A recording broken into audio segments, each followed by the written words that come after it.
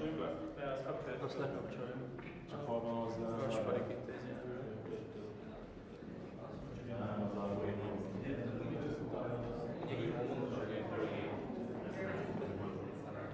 Gőzöm se. Minden, nincs csak hővizség.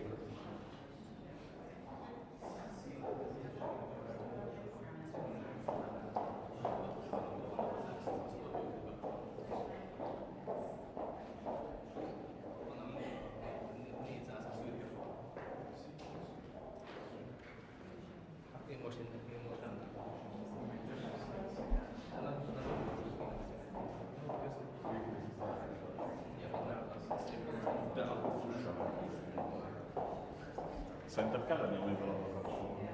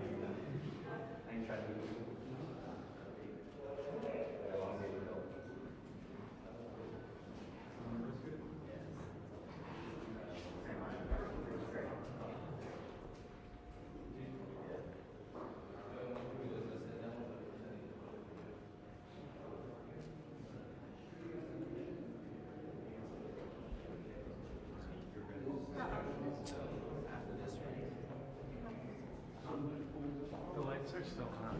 These lights are still Oh, on. just They they are. killed one. Oh, that They one. killed this one. Yeah. Try to go like that once again. Maybe you were before that.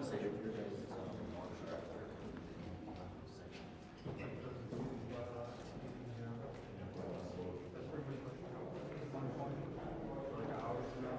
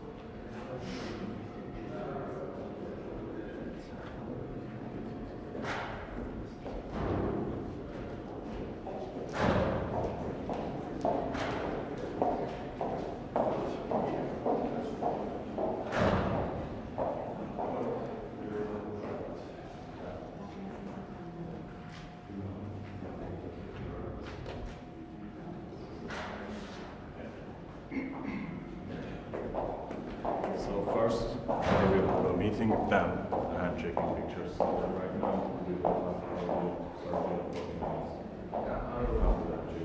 After that, not yet. Violence, right? Yeah.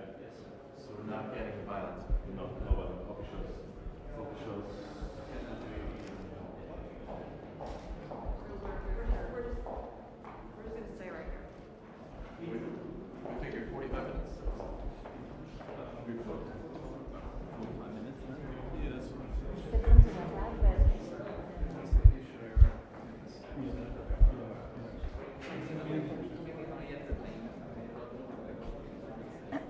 but it seems like they're confirmed. Yeah, just in case they take us back in the room, so let's just hold on a second. It seems like we're missing every event. Yeah. Either getting late or not getting there at all. He said nobody got the spray but officials for the bilat. He said only Well, officials the got the spray. officials also got the arrival, and officials. I don't.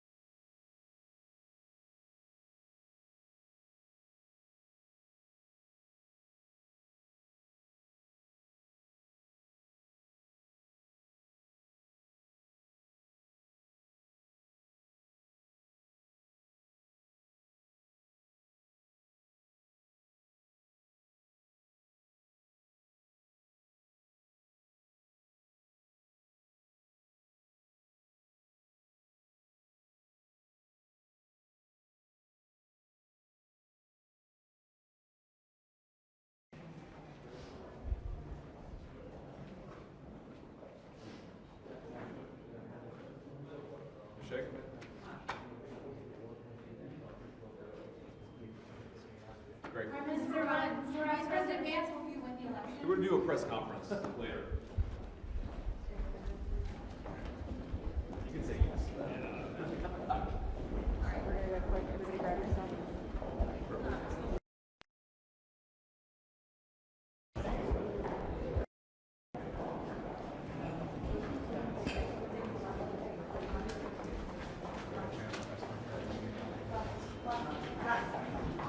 Get in the elevator. There we go.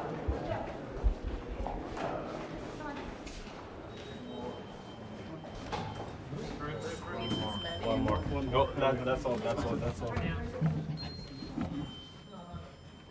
Sorry. Is anybody of us in there? No, just don't push the button, please. No, they close it probably. No. Okay, perfect. I got me.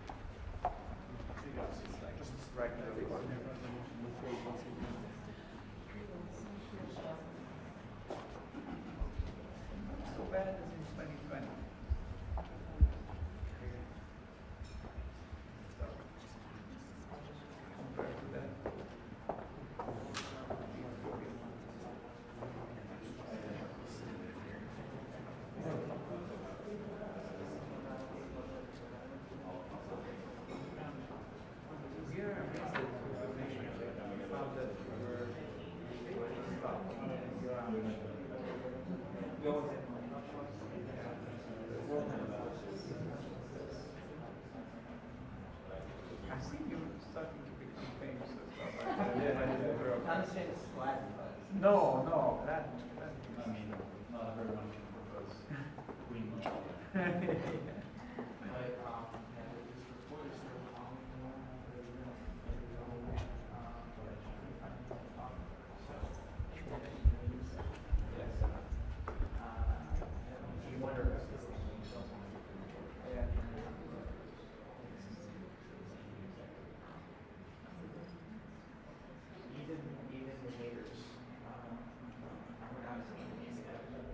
Yeah, and the article on Andy was really nice too.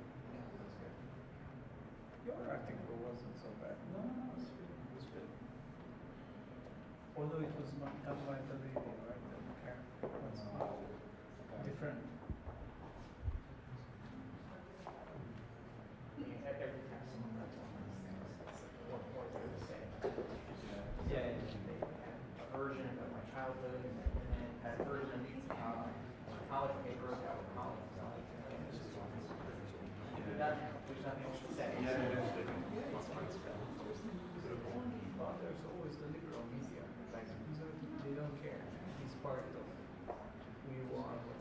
So even on the opposition side, somebody is doing something that's really bad, they start writing about it. But doing this kind of profile without the need just to show it, it's not done by conservatives. That's right.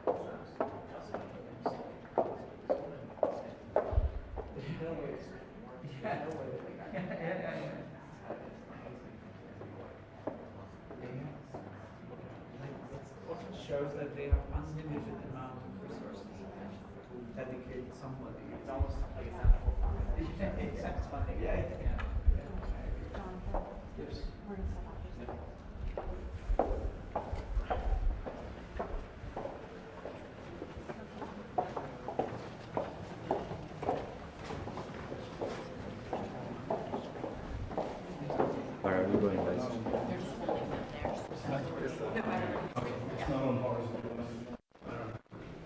How are you? We're just. It's live? Yeah. Okay.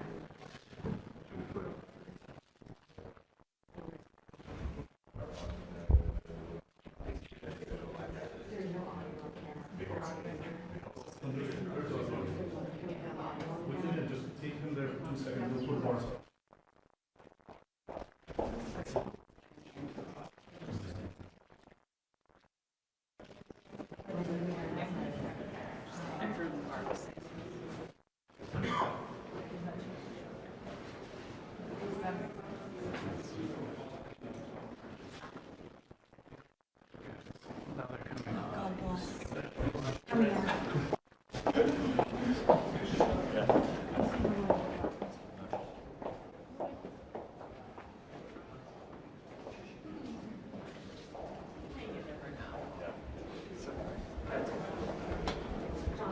Yep.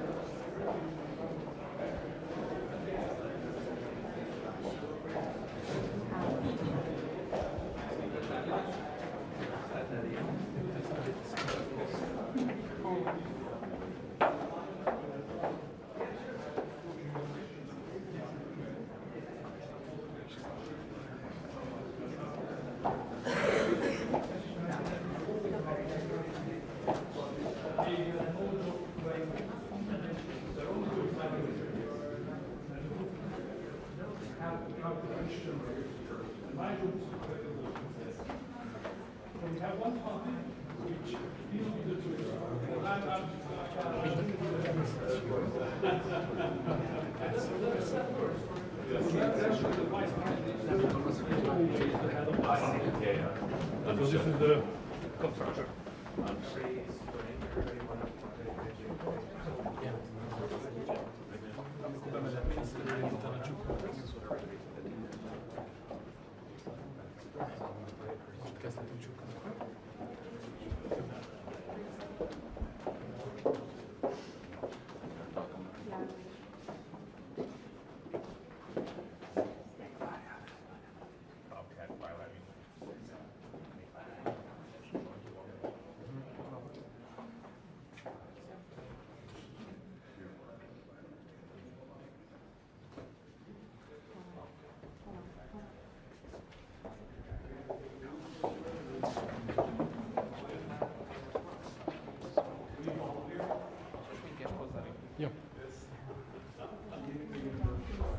Down, please.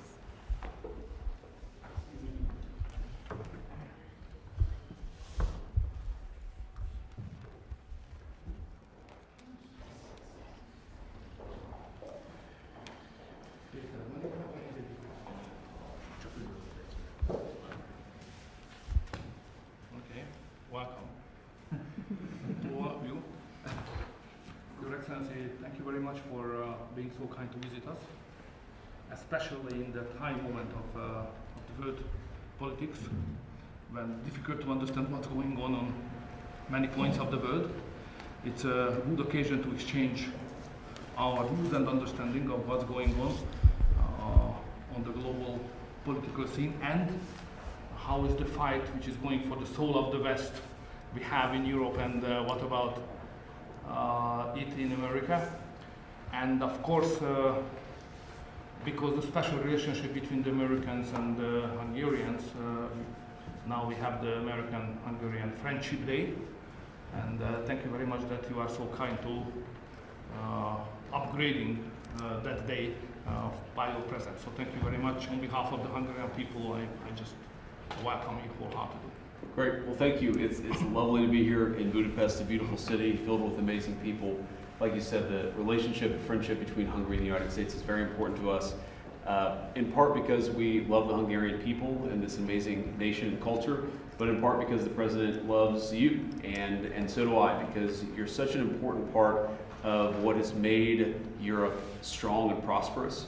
You're one of the true statesmen, I would say one of the only true statesmen in Europe, one of the few people who can talk to people from all over the world, can play the role of peacemaker, can play the role of economic statesman. We have a lot of great economic relationships, trade relationships that we're going to talk about today, but most of all, I just appreciate Viktor's friendship, because it is very rare you have somebody with his combination of diplomatic skill and wisdom. It's very, very important to us that we continue to keep this relationship ongoing, and I know you have an election in 5 or 6 days, and we wanted to come and say good luck. Thank you. That's what exactly we need. That's right. And I know we're going to talk to the media afterwards, I believe. So for now, thank you all. It's good to see you, and we'll take some questions later. Thank you.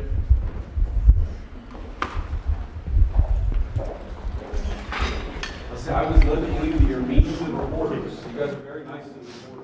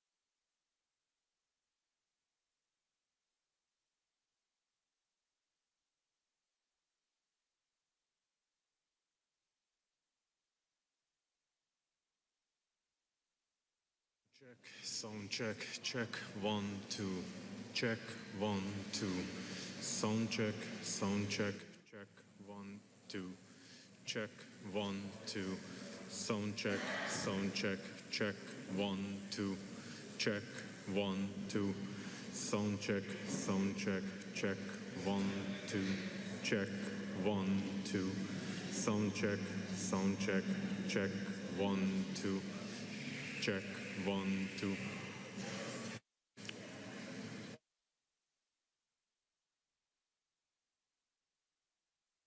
Sound check, check, 1, 2, check, 1, 2, check, 1, 2. Sound check, check, 1, 2, check, 1, 2. Sound check, check, 1, 2, check, 1, 2. Sound check, check, 1, 2, check, 1, 2. Sound check, check, 1, 2, check, 1, 2.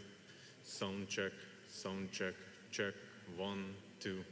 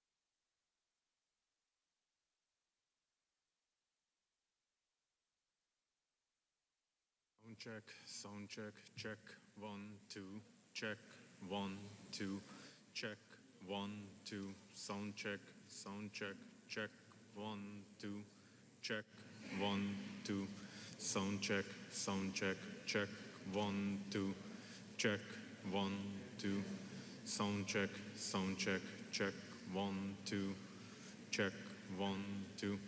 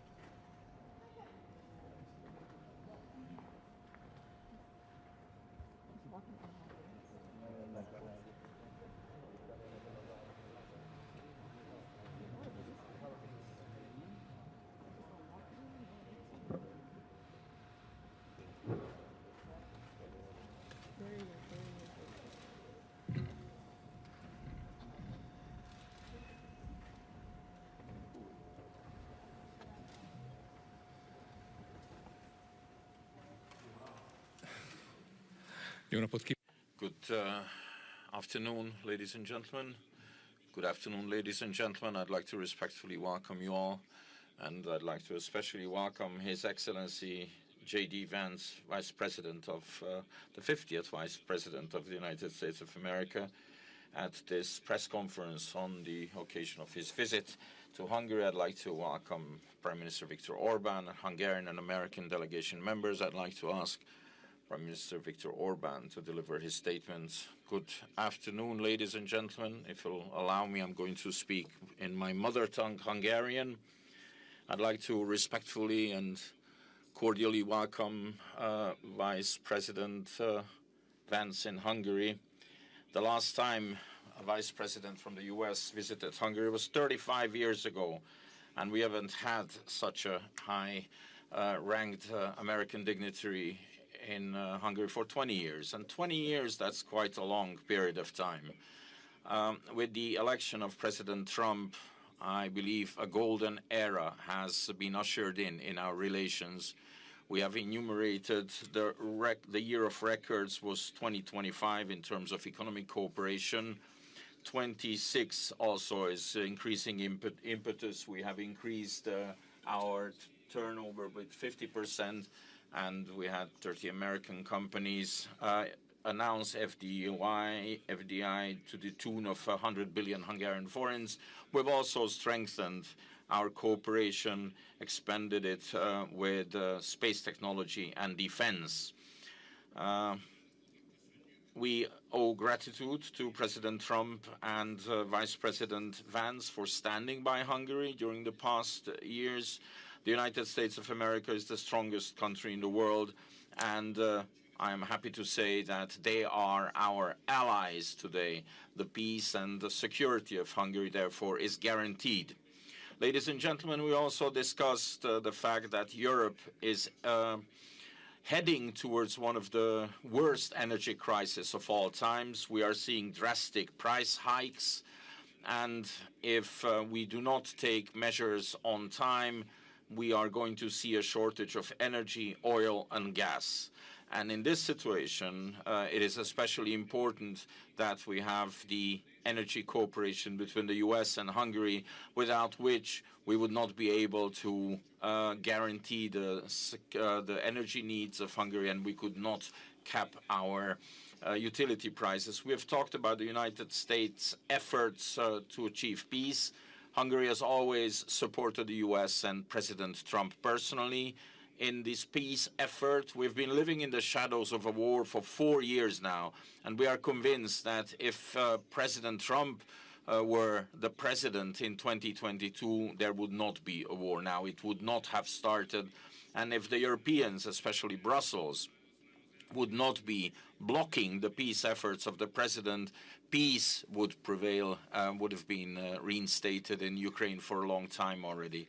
I've also explained to the Vice President that Hungary is experiencing very, very, very harsh and very open interference by foreign security services into our elections. This is why we especially welcome the decisions of the President of the United States of America, with which he has closed the financial taps that supported interference into the elections of other countries. I've been waiting for a long, long time for this meeting, and I'm very grateful that we met today.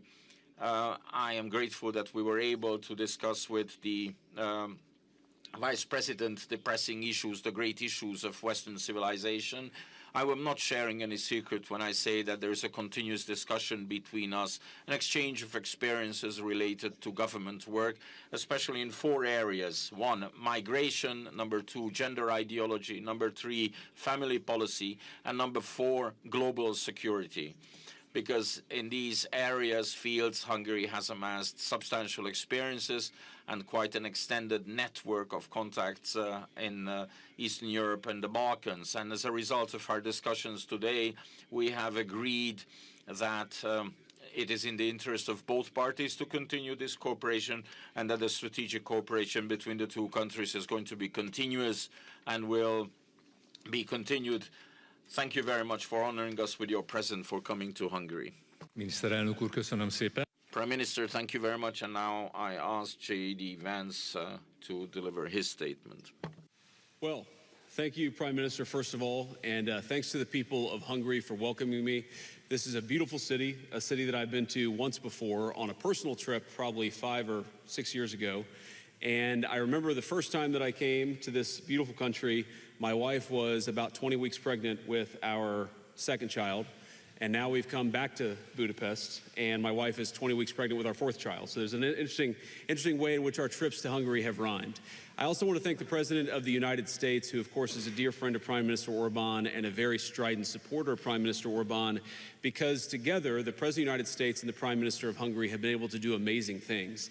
And we're here because we want to celebrate those amazing things. We want to build upon those amazing things. And of course, I want to help as much as I possibly can the Prime Minister as he faces this election season, which I believe is happening in just about a week, the election to elect the next Prime Minister of Hungary. Now, I don't expect, of course, the people of Hungary to listen to the Vice President of the United States. That's not primarily why I'm here. But I did want to send a signal to everybody, particularly the bureaucrats in Brussels who have done everything that they can to hold down the people of Hungary because they don't like the leader who has actually stood up for the people of Hungary. And I think it's important to say that. There are so many things that we could point to. There are so many economic pieces of cooperation, so much investment that's come into Hungary. Viktor Orban has been the single profound leader in Europe on the question of energy security and independence. It is funny to watch prime ministers and leaders in some of the Western European capitals talk about the energy crisis when, frankly, they should have been following the policies of Viktor Orban in Hungary. And if they had, the energy crisis that they're experiencing would be a lot less bad, because what's going on in Hungary right now is that while, yes, energy prices are elevated, they are far less elevated here than they are almost anywhere else in Europe. And that's because of the leadership of the man who's standing next to me. And I think that leadership can provide a model to the continent. We want Europe to be successful. We want European families to be able to afford to heat their homes and to build great things. We want Europe to be energy independent and even energy dominant, but it's not going to be energy secure if it continues to follow the failed policies of the past. And so I think Viktor has been a great example in charting a course that could lead to a better, more prosperous, and more energy secure Europe. There's a lot of other cooperation in technology and artificial intelligence and manufacturing. There are so many ways in which the United States and Hungary have been great economic partners, and that partnership has really accelerated over the past couple of years under President Trump's leadership. But ladies and gentlemen, I'm not here primarily, Viktor, because of the economic cooperation between our countries. I'm here because of the moral cooperation between our two countries. Because what the United States and Hungary together represent under Viktor's leadership and under President Trump's leadership is the defense of Western civilization. The defense of the idea that children should be able to go to school and get educated and not indoctrinated. The defense of the idea that European and American families should be able to transport themselves and be able to afford to heat and cool their homes. The defense of the idea that we are founded on a certain Christian civilization and Christian values that animate everything from freedom of speech to rule of law to respect for minority rights and protection of the vulnerable. There is so much that unites the United States and Hungary, and unfortunately, there have been too few people who have been willing to stand up for the values of Western civilization. Viktor Orban is the rare exception that has unfortunately proved the rule. That's one of the reasons why I'm here. I'm here because Viktor is a statesman, and we have seen so much talk in European capitals about the need to end the war in Russia and Ukraine, and we certainly agree with it. The war would have never started if President Trump had been president 4 years ago, but now that it has started, probably the two leaders who have done the most to actually end that destructive conflict have been Donald J. Trump and Viktor Orban in Hungary. And they've done it through diplomacy, through talking to people, through trying to understand what the Ukrainians and the Russians need to end the war. We're going to continue to participate in that process, but I think that it is a testament to the people of Hungary that you're a country of 10 million people. But I'm telling you, I've sat in all the rooms and I've been on all the phone calls. Your leadership has been a far, far more important and constructive partner for peace than almost anyone anywhere else in the world. And that is a great testament, I think, to the wisdom and the courage of the people of Hungary. And then finally, I just want to say one final observation about this election. What has happened in this country, what has happened in the midst of this election campaign is one of the worst examples of foreign election interference that I've ever seen or ever even read about. The bureaucrats in Brussels have tried to destroy the economy of Hungary. They have tried to make Hungary less energy independent. They have tried to drive up costs for Hungarian consumers, and they've done it all because they hate this guy. I think that what the people of Hungary, I encourage them to do not who's pro or anti-Europe, not who's pro or anti the United States of America, but who is pro-you, who is pro the people of Hungary. In my experience, I've seen a guy who has ferociously advocated for the interests of Hungary. I'm here to help him in this campaign cycle, and yet when I sat down with Viktor, we didn't talk about politics. We talked about Here are 5 things that we need, that the Hungarian people need from the United States in order to further our partnership and in order to achieve prosperity. That's the kind of leadership that is needed. And on everything from digital censorship, why are bureaucrats in Brussels telling social media companies what information they're giving to Hungarian voters? I think the voters of Hungary are adults. They are sovereign in their own country, and they should be able to look at whatever information they would like to about the election without somebody in a faraway capital treating them like children. Sovereignty, democracy are fundamentally about the people choosing. And part of the reason why we're here, and part of the reason why the President of the United States sent me here, is because that we think the amount of interference that's come from the bureaucracy in Brussels has been truly disgraceful. I won't tell the people of Hungary how to vote. I would encourage the bureaucrats in Brussels to do the exact same thing. So, Viktor, thank you, and it's good to see you. We'll take a couple of questions. Do you want to? Thank you, Mr. Vice President. We have time for a couple of questions. The first two goes to the Hungarian side, and then the floor is yours, Mr. Vice President. Az első kérdést a... So the first question goes to Hungarian television. Csaba.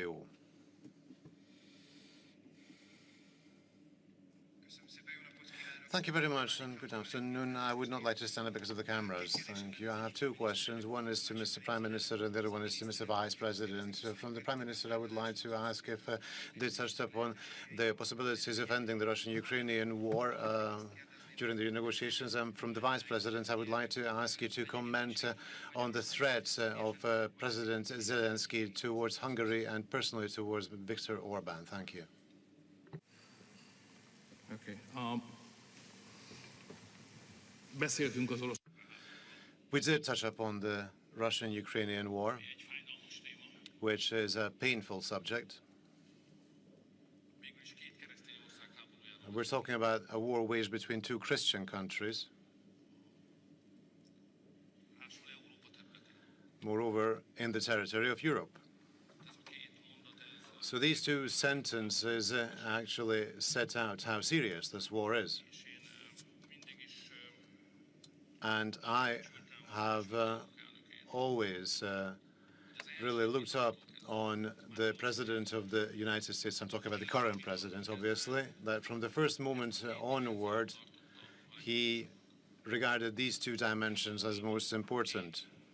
In Europe, 2 Orthodox Christian countries are waging a war where tens and hundreds of thousands of people die and become injured for life. This is so terrible that you have to stop it at all costs. And since the United States, prior to President Trump, was in favor of this war, for us, the current position of the United States is indeed very valuable because it is fundamentally pro-peace. So if a Hungarian and a U.S. politician meet, they cannot avoid talking about the Russian-Ukrainian war. Moreover, this war is being waged in the neighborhood of Hungary.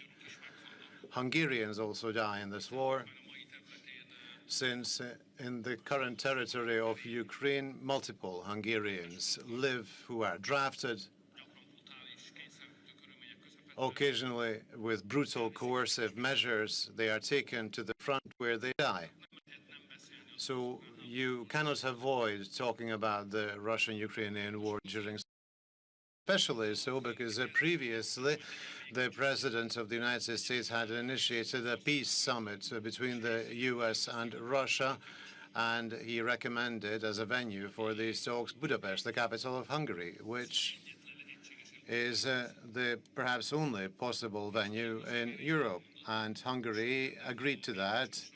In fact, I must say that up to the level of the technical preparation of this meeting, we negotiated on those with both the President of the United States and the President of Russia, and Hungary remains ready. So that if the US and Russia believe that a peace summit is required between the two of them, then Budapest will be happy to provide itself as a venue for that meeting. And we are available. And that's all I can say to you. Thank you for your willingness to host. And just to answer your question, so I'm not aware of President Zelensky threatening Viktor Orban. I know that there have been a lot of people who have threatened Viktor and have frankly not just threatened the people of Hungary, but have actually tried to exact costs on the people of Hungary because their leadership has been one of the few that's been wise and smart about the conflict between Russia and Ukraine. Now look, you don't have to defend the morality of the war. I think Viktor has. I certainly have. The President of the United States has condemned the invasion. We don't like the war. We want it to stop. That's not the question. The question is, how do you make it stop? And the answer is not by politicians who stand at microphones and beat their chests and act tough when somebody else's children are going off to fight in a conflict. You do it through sustained diplomacy. And so I'd ask the people of Hungary, and not just Hungary, but across Europe, what is the alternative to peace? Is it to continue feeding young men into this terrible, terrible war, to continue this completely ridiculous cycle of violence, or is it to get serious about diplomacy? Is it to continue to have skyrocketing energy prices to the point where European economies are on the verge of collapse, or is it to sit down and get serious about a peaceful revolution? The reason the President is dedicated about this is not because it affects us as people of Europe. We're much more insulated. What's going on in Russia and Ukraine than most countries anywhere else in the world. The president has asked us to work so diligently on it because he knows that it's bad. It's bad for commerce, it's bad for morality, it's bad for human life. We need to actually engage in some real diplomacy. Viktor has been better at anybody at helping us understand what is the Ukrainians need and what is it the Russians need in order to achieve peace. We're going to keep on working on that process. As you've all heard the president say, this war has been the hardest of all the worked on to solve, but we're going to keep on working at it. The president has ordered us to keep on working at it, but we need people in Europe who understand stakes and understand how to get this negotiation done. Viktor's been a great part of it, which is why the president asked him about the Budapest summit, because I think we're ever going to get these leaders together, this is the perfect place to do it, a place of real statesmanship, a place that has shown itself very willing to be a positive force for peace. Thank you very much. The second question goes to Noemi Német. Thank you very much. Good afternoon to you. I have one question to each of the participants. Mr. Orban, you have mentioned the serious energy crisis that we are facing. The ships that have been able to pass the Strait of Hormuz are just reaching Europe now. Now that there is no oil coming from Russia or from Middle East, what do you think will happen with Europe, with Hungary, and what can the Hungarian-American Energy Corporation mean for Hungary? And what do you think, will Brussels also lift the sanctions on the Russian energy? If I may. Please. So, according to recent US intelligence reports, Ukraine may have interfered in the American elections, helping the Democrats. It has also come to light that the Ukrainian intelligence treats Hungary as an operational zone as well. What kind of political motivation could be behind Ukraine targeting conservative, patriotic political forces both in the United States and in Hungary? Thank you very much. I think there is definitely a new situation in Europe, but the Hungarian elections are tightening our horizon, restricting our horizon. Therefore, we are not paying as much attention because of the elections to the developments. Of course, because we Hungarians are mainly preoccupied with the outcome of the elections next Sunday. However, everything that's that the strategy that the Europeans have followed to support Ukrainians so far has ended, has failed. This strategy has failed. At the start already, it was an extremely strange idea to actually help the Ukrainians and try to bring about a situation where the protracted puts Russia in dire straits economically, that in the end the Ukrainians, from the perspective of the Ukrainians and the Europeans who support them, they will be forced to sit down with them in a weakened status that is preferable for the opposition. However, to wage an economic war against a country that has unlimited energy resources and has unlimited raw materials, while those waging the economy do not have energy and do not have raw materials, very strange idea. They might have believed that levied on Russia in the end will be enough to actually win this economic war. But what is happening now is all of a sudden everything has gained importance the Russians dispose of, and in a much more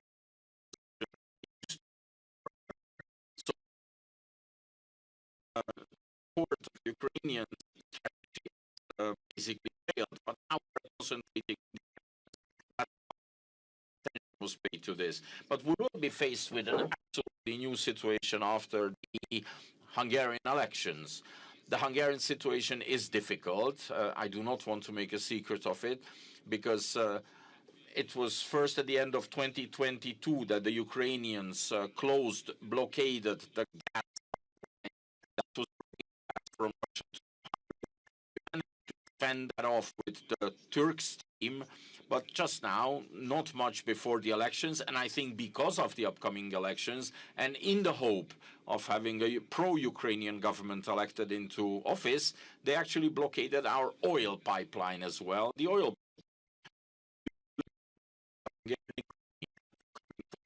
main supply route coming from Russia. Consequently, Hungary has had to tap into her reserves. There's two things we are doing. On the one hand, they have closed us off from oil. We have to supply the Hungarian economy, Hungarian consumers with fuel and with energy, and we have to force the to reopen the pipeline. And we have a plan to do that.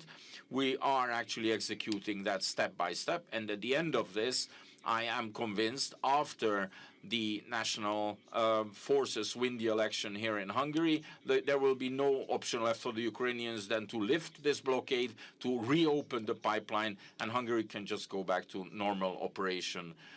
These are my, well, I wouldn't say hope, these are my plans. This is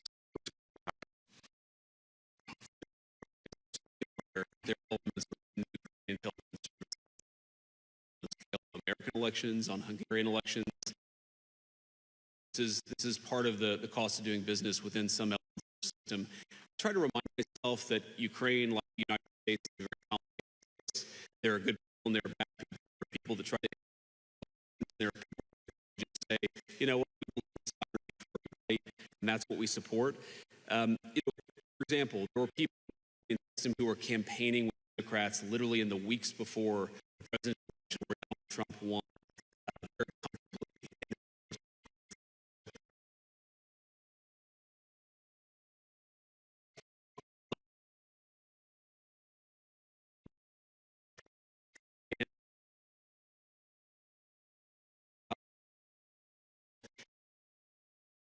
Of Ukraine, the best interest of Europe and Hungary, the best interest of the United States for this war to come to as rapid of a close as possible. You know, this is the seeds of this war, the seeds of this conflict were actually planted well before the fire started. They were planted when European leaders they were so deep into a particular energy economy, they cut themselves off from oil and natural gas. That was a huge mistake then, and it's obvious that it's a huge mistake now. And it's funny when I hear people accuse, you know, my president of being pro-Russian. My president has done more to help Europe out with energy and liquid natural gas than anybody in the world, which weakens Russia.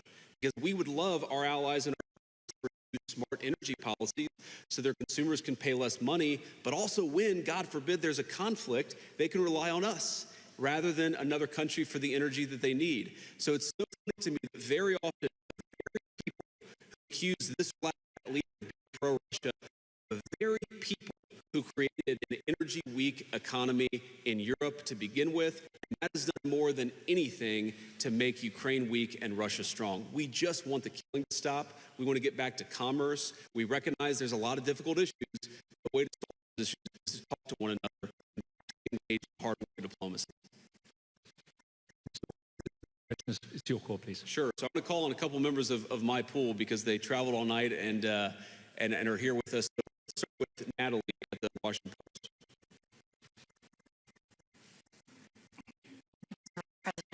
The clock is ticking to today when the deadline looms for avoiding bombing infrastructure in Iran to the Stone Ages, as the president has said.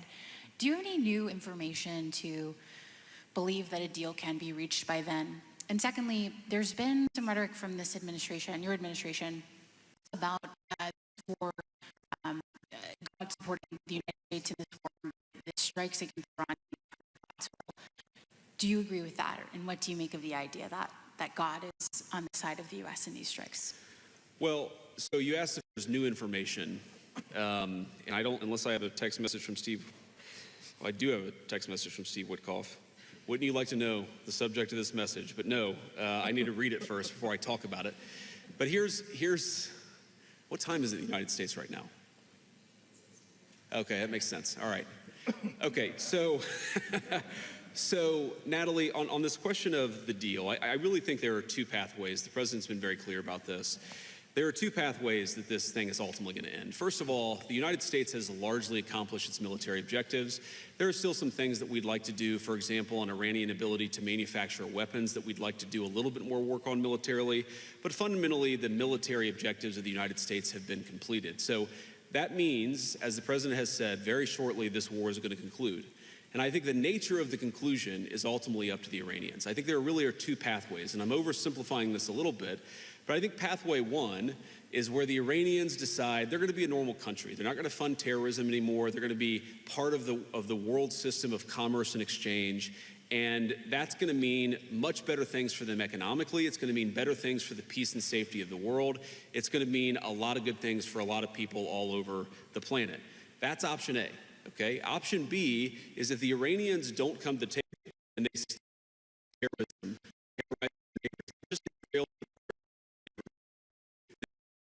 the economic situation in Iran is going to continue to be very, very bad, and frankly, it will probably get worse. And so what the president has asked his entire team to do, particularly Steve Witkoff and Jared Kushner, what are the contours of a potential deal? What are they willing to do? Because militarily, it doesn't matter one way or the other to us. It's fundamentally a question of what does this look like afterwards, and that has been what the negotiations have been focused on.